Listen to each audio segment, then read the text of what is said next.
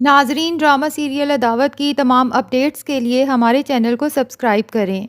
Next episode میں دکھایا جائے گا کہ اسجد ماریا کی جدائی میں بہت زیادہ بیمار ہو جائے گا۔ ایسے میں اس کی ماں بھی اسے احساس دلائے گی کہ گھر گھر والی سے ہی بنتا ہے، اور امبر بھی جب سنے گی کہ اسجد بیمار ہے تو وہ اس کی تیمارداری کے لیے آئے گی اور اسے سمجھائے گی کہ شوہر کے لیے بیوی کا رشتہ محض ایک رشتہ ہوتا ہے، لیکن بیوی کے لیے اس کا شوہر سب کچھ ہی ہوتا ہے۔ اسجد کو بھی ماریا کی کمی بہت زیادہ محسوس ہوگی۔ دوسری طرف ماریا کی اداسی دیکھتے ہوئے اس کی ماں کو بھی شک ہوگا کہ یقیناً کوئی بات ہوئی ہے جو ماریا ہم سے چھپا رہی ہے۔ آخر کار ماریا اپنی ماں کو بتا ہی دے گی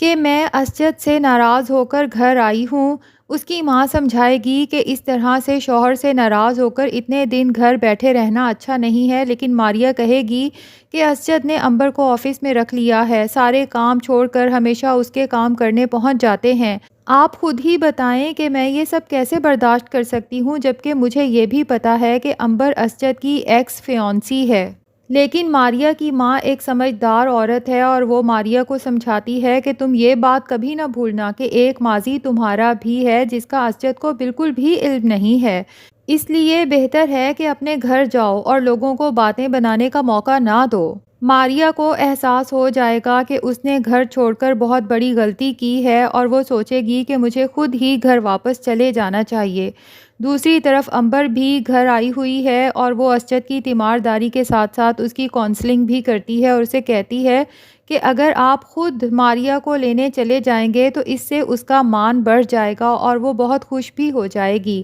اسجد سوچے گا کہ بیبی نے تو مجھے سختی سے منع کیا ہے کہ ماریا کو لینے نہ جانا،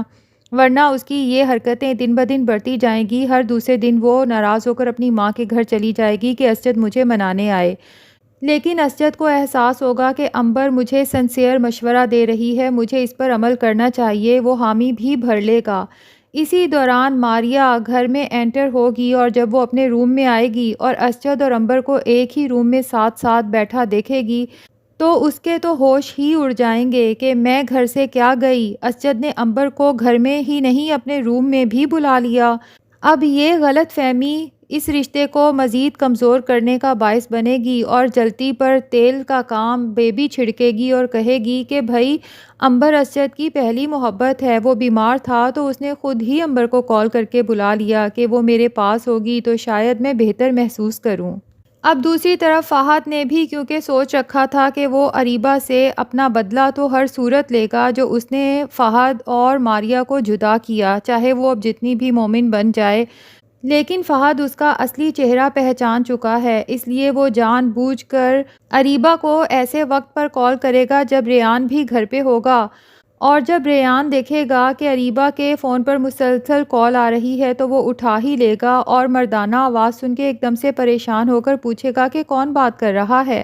تو فہد کہے گا کہ اریبہ میں فہد بات کر رہا ہوں، کیا ہوا، کیا آواز نہیں آ رہی؟ اور شو کرائے گا کہ میں تو جیسے روز ہی اریبہ سے بات کرتا ہوں، اور ریان حیران رہ جائے گا کہ اریبہ تو کہتی تھی کہ وہ تو فہد سے ماریا کی خاطر ملنے گئی تھی، تو فہد اتنا خوش اخلاقی سے اریبہ کو کال کس لیے کر رہا ہے؟ تو لگتا تو یہی ہے کہ اب بہت جلد اریبہ کا پول بھی کھلنے والا ہے۔ آپ اگر اس ڈرامے کے تمام اپڈیٹس سننا چاہتے ہیں تو جلدی سے اس چینل کو سبسکرائب کر لیں۔